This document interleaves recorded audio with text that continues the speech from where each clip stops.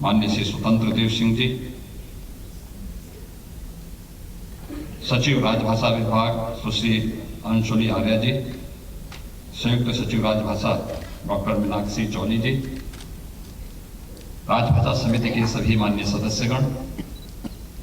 देश के कोने कोने से यहाँ पर उपस्थित सभी राजभाषा से जुड़े हुए विशेषज्ञगण, उपस्थित भाइयों बहनों, मैं आभारी हूं सबसे पहले माननीय गृह और सहकारिता मंत्री जी का, जिन्होंने आजादी के बाद इस पहले अखिल भारतीय राजभाषा सम्मेलन के लिए उत्तर प्रदेश की धरती को चुना और उसमें भी काशी को।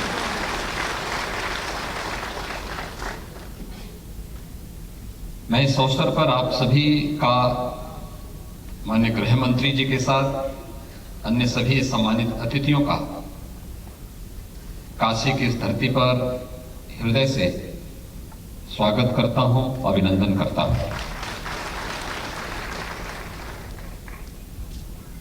हम सब इस बात को मानते हैं कि मनुष्य इस सृष्टि का ईश्वर की सर्वश्रेष्ठ कृति मानी गई है। सर्वश्रेष्ठ कृति इसलिए है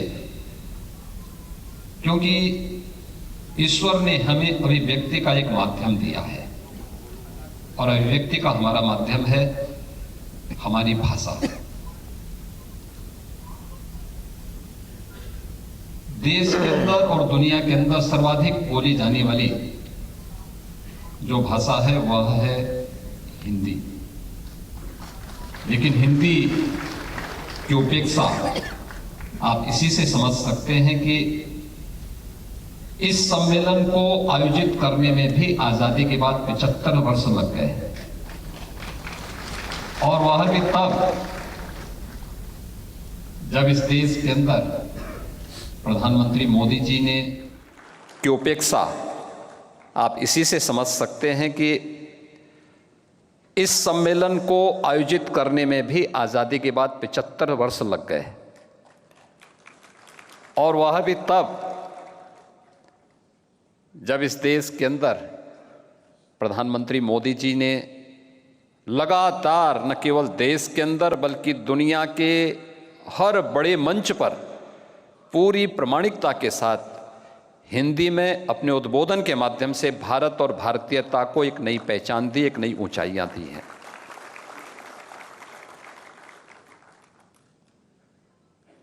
काशी के साथ तो बहुत कुछ ऐसा जुड़ा हुआ है।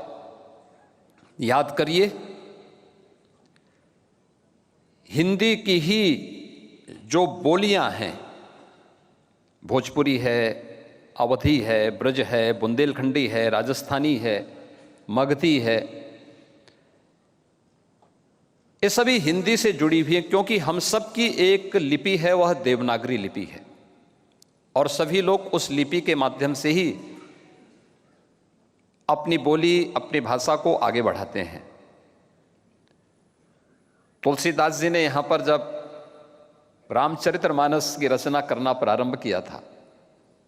कहते हैं भगवान शिव ने कहा कि नहीं, संस्कृत में तो पहले ही भगवान वेदव्यास ने लौकिक संस्कृत में दुनिया का एक सर्वश्रेष्ठ काव्य रचा है, आज से हजारों वर्ष पहले रचा है, लोक भाषा में इसे रचो। और आपने देखा होगा भगवान शिव की प्रेरणा से अवधि में रचा गया रामचरितमानस कैसे जन जन को अपने साथ जोड़ने में सहायक है। पिछले सैकड़ों वर्षों से आपने देखा होगा, रामलीलाओं का माध्यम हो, समाज को जोड़ने का माध्यम हो, देश की स्वाधीनता की अलख जगाने वाला माध्यम हो, रामचरितमानस घर घर में, मुझे लगता है कि कोई ऐसा सनातन हिंदू धर्म का ऐसा घर नहीं होगा जिसके घर में रामायण या रामचरितमानस न रखा हो और लोग उसकी पूजा न करते हों। मुझे 3 वर्ष पहले भारत सरकार के सहयोग से मॉरिशस जाने का अवसर प्राप्त हुआ था। मॉरिशस में प्रवासी भारतीय दिवस का आयोजन होता है। तो मेरे लिए उत्सुकता थी, क्योंकि मॉरिशस में जो बहुसंख्यक आबादी है वह इस भोजपुरी क्षेत्र की है। तो जब मैं उनके पास गया था तो मेरे मन में एक उत्सुकता थी, ये लोग कैसे यहाँ पर आए, क्या करते हैं, कैसे बोलते हैं, उनका रहन सहन कैसे है। तो वहाँ पर कुछ गाँव की जो बस्तियाँ थी वहाँ पर मुझे जाने का अवसर प्राप्त हुआ। आप याद करिए कि वे लोग जब यहाँ से गए थे वे विशुद्ध रूप से मजदूर थे, पढ़े लिखे नहीं थे। पढ़ाई लिखाई के नाम पे उन्हें एक अक्षर नहीं आता था, लेकिन अपने साथ रामचरितमानस की पोथी लेकर के गए थे। मैंने उनकी वर्तमान पीढ़ी से पूछा, मैंने कहा क्या आप लोग या आपके पूर्वज क्या इसको पढ़ना जानते थे? कहते नहीं, वो केवल इसकी पूजा करते थे और हमसे कहते थे इसकी पूजा करनी है। और उन्होंने भी जब हिंदी की देवनागरी लिपि सीखी तब उसके माध्यम से बोल पाते हैं, अन्यथा भोजपुरी बहुत अच्छी बोलते हैं। रामचरितमानस की एक एक चौपाई का उन्होंने परंपरागत रूप से जो सीखा है, उन चौपाइयों को उसी रूप में वे आज भी गायन करते हैं।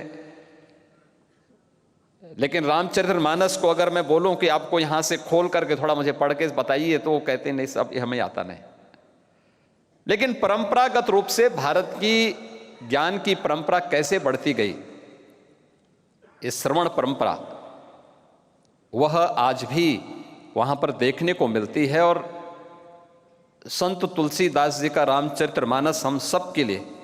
कैसे लोक आराधना का केंद्र बिंदु बना, ये किसी से छुपा हुआ नहीं है। हमने सदैव लोक भाषा को, और फिर काशी तो क्या तुलसीदास जी हों, क्या कबीरदास जी हों, क्या संत रविदास जी हों, या फिर उसके बाद भी एक लंबी परंपरा चली। भारतेंदु हरिश्चंद्र ने तो यहीं से कहा था, यहीं से उद्घोष कहा था, निज भाषा उन्नति है सब उन्नति का मूल। एक पूरा युग भक्ति काल से लेकर के आधुनिक काल तक का पूरा कालखंड हिंदी का काशी से केंद्रित है, काशी से जुड़ा हुआ है। मुंशी प्रेमचंद ने अपनी कालजयी कृतियों को केंद्र बिंदु भी काशी को बनाया था, लेकिन कहीं ना कहीं ये उपेक्षित रहा। और देश की स्वाधीनता के अंदर राष्ट्रपिता महात्मा गांधी, इससे पहले भारत आजादी की लड़ाई अलग अलग क्षेत्र में अलग अलग तरीके से लड़ता रहा होगा, लेकिन जब आजादी की लड़ाई में स्वदेशी और स्वभाषा इसका मूल बना, आपने देखा होगा यह अखिल भारतीय लड़ाई एक साथ एकजुट होकर के राष्ट्रपिता महात्मा गांधी के नेतृत्व में आगे बढ़ता हुआ गया। और देखते ही देखते कुछ समय के अंदर भारत स्वाधीन हुआ। मैं आभारी हूं माननीय गृह और सहकारिता मंत्री माननीय श्री अमित शाह जी का, कि आजादी के अमृत महोत्सव वर्ष में अपने पूर्वजों को और अपने स्वाधीनता संग्राम सेनानियों को, इससे अच्छी विनम्र श्रद्धांजलि हो ही नहीं सकती कि हम राजभाषा को सम्मानित करते हुए इस प्रकार के भव्य आयोजनों के माध्यम से, अनेक सत्रों के माध्यम से कैसे हम पूरे देश को जोड़ने वाली जो हिंदी है उसको फिर से वह मंच दें, जैसे सरदेव अटल जी ने कभी यूएन के मंच के माध्यम से, संयुक्त राष्ट्र संघ के मंच के माध्यम से जिन्होंने एक आवाज दी थी, जैसे आदरणीय प्रधानमंत्री जी सदैव प्राथमिकता के आधार पर वैश्विक मंच पर जिसका उद्घोष करते हुए, जिस भाषा के माध्यम से अपनी अभिव्यक्ति को व्यक्त करते हुए भारत और भारतीयता के गौरव को बढ़ाने का कार्य कर रहे हैं, आज उस पर मंथन करने के लिए आप सब यहां पर उपस्थित हुए हैं। मुझे बताते हुए प्रसन्नता है कि उत्तर प्रदेश शासन इस दिशा में लगातार प्रयास कर रहा है और उत्तर प्रदेश में हमने हिंदी संस्थान के माध्यम से जो विभिन्न प्रकार के अपने कार्यक्रम प्रारंभ किए हैं, प्रकाशन के साथ साथ इस क्षेत्र में शोध की, लोक गाथा, लोक परंपरा को आगे बढ़ाने के साथ साथ उन साहित्यिक कार्यक्रमों को एक नई गति देने के साथ साथ प्रदेश के अंदर पुरस्कारों की भी एक परंपरा प्रारंभ की। भारत भारती पुरस्कार हम लोग 8 लाख रुपए का प्रदेश के अंदर उपलब्ध कर देते हैं। इसी प्रकार से हिंदी गौरव सम्मान, लोहिया साहित्य सम्मान, पंडित दीनदयाल उपाध्याय साहित्य सम्मान, महात्मा गांधी साहित्य सम्मान, अवंतीबाई साहित्य सम्मान, राजश्री पुरुषोत्तम दास टंडन यह सम्मान आदि अलग अलग विधा से जुड़े हुए लोगों को, वह साहित्यकार हो, लोक कथाकार हो या अलग अलग क्षेत्र से जुड़े हुए विभूतियों को यह सम्मान उत्तर प्रदेश सरकार प्रतिवर्ष उपलब्ध कराता है। आज के इस अवसर पर मुझे केवल आप सबसे यही कहना है, जब हम राजभाषा से जुड़े हुए इस अखिल भारतीय सम्मेलन के माध्यम से काशी की इस पावन धरती पर उपस्थित हुए हैं, ये बाबा विश्वनाथ की पावन धरती है और इस पावन धरती में जब हम लोग यहाँ पर एक गंभीर मंथन के साथ यहाँ पर इस कार्यक्रम को आगे बढ़ा रहे हैं, हमारे यहाँ कहा गया है अयोग्यो पुरुषो नास्ति योजकः तत्र दुर्लभ। आप सब जैसे देश के अंदर आदरणीय प्रधानमंत्री जी पूरे देश को एक भारत श्रेष्ठ भारत के रूप में दुनिया के सामने प्रस्तुत करने में सफल हुए हैं। 7 वर्ष के अंदर आपने भारत की इस बदलती हुई तस्वीर को देखा होगा। 7 वर्ष पहले भारत क्या था? भारत के अंदर आम जन के मन में विश्वास का अभाव था। वैश्विक मंच पर भारत की जो प्रतिष्ठा होनी चाहिए थी वह प्रतिष्ठा उस रूप में नहीं थी जो भारत को मिलना चाहिए था। लेकिन पिछले 7 वर्षों के अंदर, 7 साढ़े 7 वर्षों के अंदर आपने बदलते हुए भारत को, इस एक नए भारत को,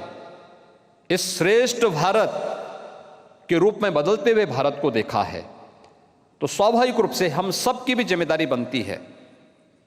देश के अभिभावक के रूप में, देश के संवैधानिक प्रमुख के रूप में, अगर पूरे भारत को एक भारत श्रेष्ठ भारत के रूप में